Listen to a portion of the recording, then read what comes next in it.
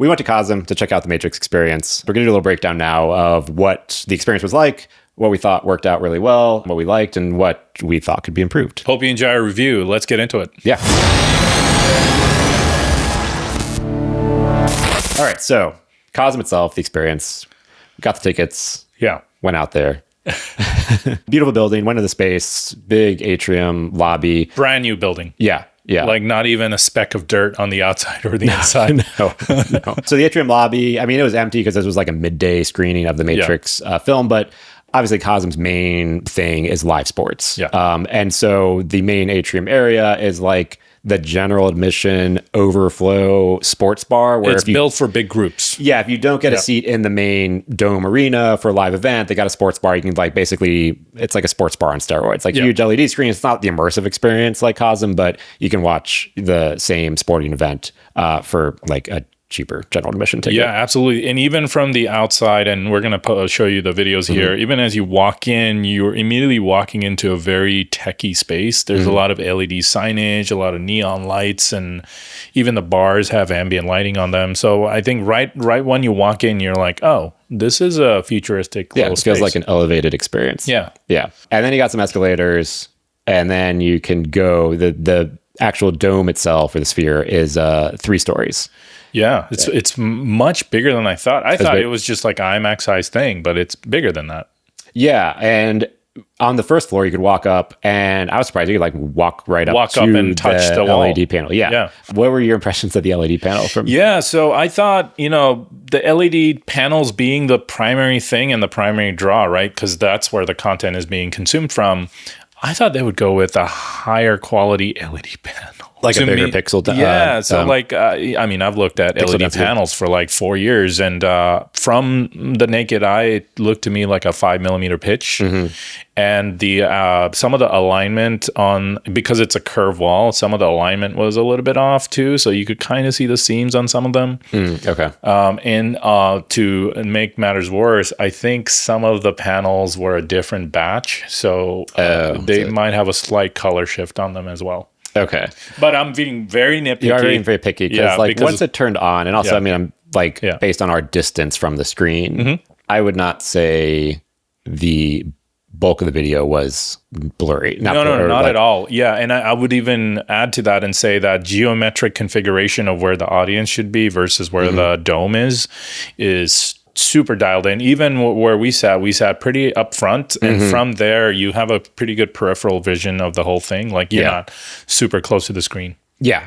So we sat on the second floor in the middle, in the front row, which actually I think might have been a little too close to, with where our seats were, but it was a good center spot. I think if you're on the bottom, it'd probably be a little bit too low or weird. Yes. Especially for this Matrix screening. But the bottom was just lounge seats. Remember, there was no actual seats at the very bottom. Oh, there weren't like seats? We were the lowest floor. Okay. And then it was 2 floors above us. Tier above us. Yeah. So we got our seats. They had a pre-trailer show kind of thing. I got motion sick off that. Oh, did you, from some of the... So I mean, it's good and bad. The good is like, it's so immersive. Yeah. And so when they're playing footage that has motion in it and it's just like VR, that you start to feel it. Yeah, because they played they played like a hype reel of like their live sports events. Awesome. That stuff looked amazing. Yeah. And like I'm like, I really want to go back for the live sports, and like that is what this thing was built for. I don't even watch sports. I'll just go there. Yeah, and that one for the most part, and we did this in our Cosm breakdown, which we'll post a link to, but like they have their own custom camera feeds at these events, and these feeds are like 50-yard line or at the end zone or the goal or by the basket, and they're wide and they're static, because if you moved, that would be problematic. Yeah. And some of them move. Like, I think there was like a surfing video where the camera was underwater. That was their documentary stuff or videos that they're also promoting. And that one did have camera movement. Yeah. And that one was like, And even though they had a UFC clip, and I think the camera was like a PTZ a little camera. shaky. Yeah. And I think it panned slightly, and I was just like, yeah. I mean, when it's covering your whole periphery, that's when motion is really sensitive. Yeah. It's basically the same effect. Yeah. When I wear headsets and I get motion sick in the headset. Yeah. You don't need 3D. You just get motion sick. Yeah. So, but aside from that part, seeing the demo clips of the sports stuff, awesome. Awesome. And yeah, the image quality looked great, and you just like feel like you're in this massive. I mean, we went in for space. the Matrix, so we did see a couple of people wear leather outfits and the sunglasses. It was great. It was great. And then and then we'll show you on the video, they had that dripping green code thing everywhere. Yeah. So the Matrix, the movie itself. Yeah. Then, and we talked about this with The Wizard of Oz. It was like they took the Matrix movie, put it in a square box, rectangle box, same aspect ratio, same movie. The movie itself did not change, but then they would build immersive environments based on the scene outside of the movie. So that's the right way to say it, but I will say in experience, it was so much cooler than that. Oh, 100%. Right? Yes. I mean, that was the biggest draw, or that was the biggest highlight of this experience. Like, we've seen The Matrix. Yeah. We know what the movie is. Right. Being in these environments, so like when he's in the office and he's trying to escape, it's like the immersive environment is either his cubicle or like the building. The building outside the office. And and big enough where you're like, I'm like looking around just to kind of explore this new virtual world, because it's fun to like check out what they built. Do you remember that scene in The Office where... for those of you who haven't seen the spoiler alert, Keanu is looking down, Neo's looking down, and he has like vertigo because it's so high up, and then the camera on the virtual environment pans down, and you get the same feeling. You're like, man, which was great. Yeah, it was awesome. Yeah, and I think they used Unreal for a lot of the environment built. The reason I say that is Unreal has a very distinct render quality that I picked up, and also I recognized a lot of the marketplace assets. I was like, oh, I know that chair. That's from Decagon.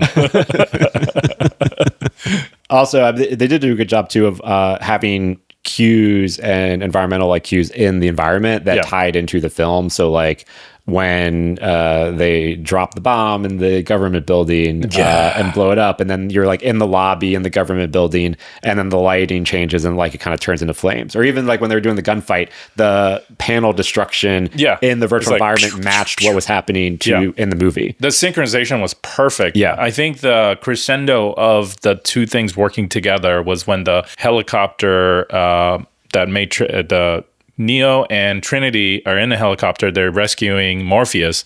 The helicopter comes crashing into this building, and instead of exploding, it kind of distorts the reality feel of the Matrix. So there's like a ripple. That ripple, even the individual waves of the ripple, was so well synced to the movie. You saw it ripple outside of that rectangle box, go all the way across the entire thing, and then it kind of comes back and explodes. And that like return and that energy that you get was so spot on. Yeah. Oh, and they also had they must have had like basses or seat rumblers in the seat too. Yeah, they have haptic on the seats during the explosions. It was like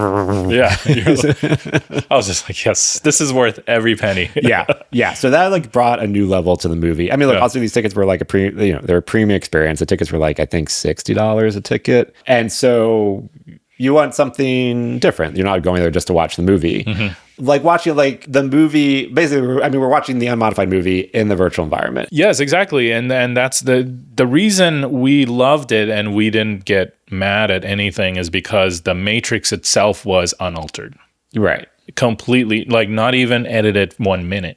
Yeah, they added an extra thing. And you and I have seen that movie many, many times. Like we know every beat of that movie. And so what was cool was every beat of the movie we remembered plus more.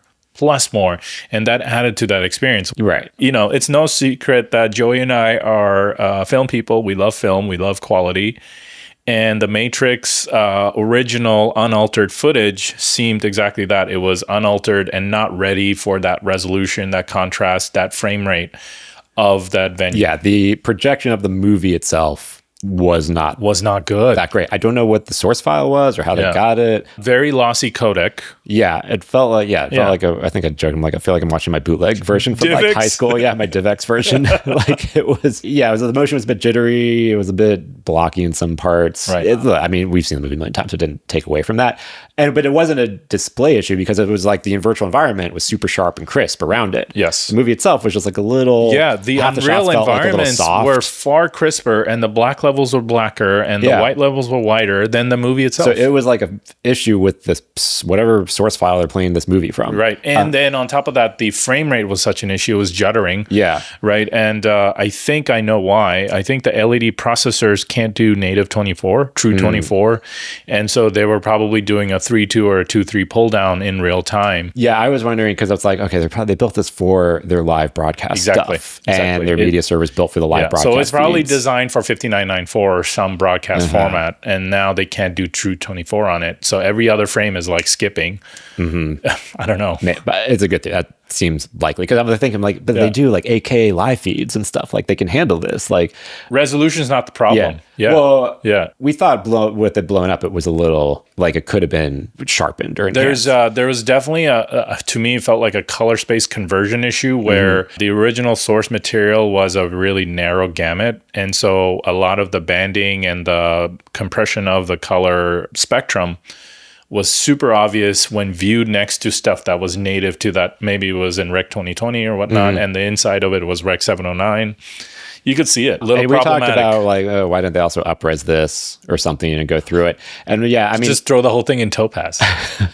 My theory too is like, well, you know, who knows what the licensing and the rights issue are? You probably can't modify the film at all. You're probably right. You know, that would be modifying the movie. Like it's like they did not modify the movie at all. It's in the box and everything around it they changed. Right. But yeah, it really looked like it was a 2K box in a 4K or 8K venue. Yeah. Like there was no upscaling. Yeah. So that was probably the main complaint. You know, we've seen the movie a million times, so I remember we were going there for an experience, so it wasn't like, oh wow, this is killing it. But so before the movie started, Joey and I were like just looking at each other like, is this going to be the final quality of the film? And then the stuff started happening with the periphery, and we're like, oh, awesome. We totally forgot about it. Didn't care. And then my other complaint is not with the projection itself, but so when I got the tickets, then I was like, hey, do you want the Matrix food experience? Heck yeah. And it was like another like $50 a person add-on, but it was like, all right, cool. Let's do the full thing. Because like, Cosm was like, oh, they got a whole bar and like, you know, food and a whole kitchen thing. And the menu looked really impressive. They had pizzas and other things, but we got this like prefix meal thing. Yeah, and it was very Matrix themed. Yeah, everything was themed. And look, the timing of when they brought this stuff out was really impressive. Impeccable. Like, the first thing they brought out was like some noodles in a custom box. It was like really good noodles for like a reference. I think I have a video of that. Keanu says they have really good noodles there. And then they brought out some pieces of steak when Cypher was eating the steak with the agent. And the minute Cypher bites into the steak, my steak arrives. Like, they hand you the steak thing. I was like, wow, no way, that can't be right. Like, and then when he goes to the Oracle, she's like, have a cookie, and then they like hand you a chocolate chip cookie. And the people next to us didn't get the menu, and they're like, that's not fair. They're getting food on cue. So that was cool. But that was it. So basically, for $50, we got a cup of noodles, 2 little pieces of steak, and a chocolate chip cookie. Yeah, and no drinks. No drinks. No drink was not included, right. And no souvenir thing. No like. If it was like, you know, kind of like the movie theater with the popcorn bucket, like something you'd take home, like, okay, maybe. That would have been cool. So I was like, like the Dune popcorn bucket that people use for VFX with the monster. They use it for VFX? Yeah, okay. I'll send you that YouTube video. Like that shot in the sand, they used actual, I think Adam Savage does that. No, I've heard other jokes about that popcorn bucket. Oh, not for this show. Not rated for this show. So if we were to do it again, and first of all, Cosm didn't sponsor any of this. We bought our tickets. We went there. We're just fans and curious of Cosm and wanted to experience it. 2 regular guys from LA. One lives in a bubble, one does not. 2 regular guys that talk about the color space of the projection. And the dot pitch of the LED panels. We're not regular guys. I would not get the food again because $60 goes a long way in that neighborhood. Get the normal menu. The normal menu we saw the people next to us and they're getting like big things of like nacho chips and pizza. I'm like, damn, it looks good. Garlic fries. And those prices looked reasonable. It was like $20 for pizza and stuff. So it was like, for their general menu looked cool. Okay, so like we could have spent $120 on normal food and gotten way more food. Stuffed, yes. Yeah. But with the timing would have not been there. No. Well, Cosm, if you want to have us over again, if you want to meet us, talk to us, let us know. After they gave us a cookie, I was thinking like, a cookie feels kind of final, but like we only got a few pieces of food. And then I was like, are there any other food references in the movie? I saw the look on your face. I was happy to receive the cookie. I was like, ooh, cookie. You're like, cookie already? Right, yeah. I'm like, that's it. But no, I mean, look, I really want to go back for a sport event. Yeah. Like that's what they built the thing for. Yeah. And like seeing that demo, it looks awesome. Yeah, 100%. I mean, just the sheer idea of building a venue custom built for sports watching is spot on. And then to add the Matrix and this other stuff on top of that is just icing on the cake. Yeah, it's a good, I mean, I don't know if this is going to be around all the time. I think like on their schedule, they had a bunch of screenings for August, I think maybe into September. I don't know if this is going to be like an always on kind of thing. Like the same thing we talked about with what if these guys Wizard of Oz. do a Wizard of Oz to compete with the Sphere? Wouldn't that be funny? I can imagine the Sphere locked down the rights on the Wizard of Oz for immersive screenings. That's probably it. They probably have exclusive for that window. $80 million. I would hope they have exclusive. Right. No one else can touch the Wizard of Oz for. I think this is such a good proof of concept. They could probably do like Blade Runner, the original one. Yeah, or the first Alien. Yeah, look, there's tons of movies that would be so fun to just watch this, and their conversion process is a lot less of a lift than what the Sphere is doing. And let us handle the upscaling. Guarantee you, we'll do a better job. Work in upscaling into your rights when you license the film that you like, or only license 4K films that have a 4K conversion already. Yes. Yeah. But yeah, overall, a Cosm experience, like overall, super fun. Yeah. I would do it again. I would do it again too. Awesome. All right, good place to wrap it up. Links for everything we talked about at denoisedpodcast.com. We could really use another review on Apple Podcast or Spotify. It's been a little quiet on those two frontiers. YouTube's been awesome, but if you are on the podcast doing it on Apple or Spotify, give us a review, give us a follow, or tell your friends and family. Thank you. All right, thanks everyone. Catch you in the next episode.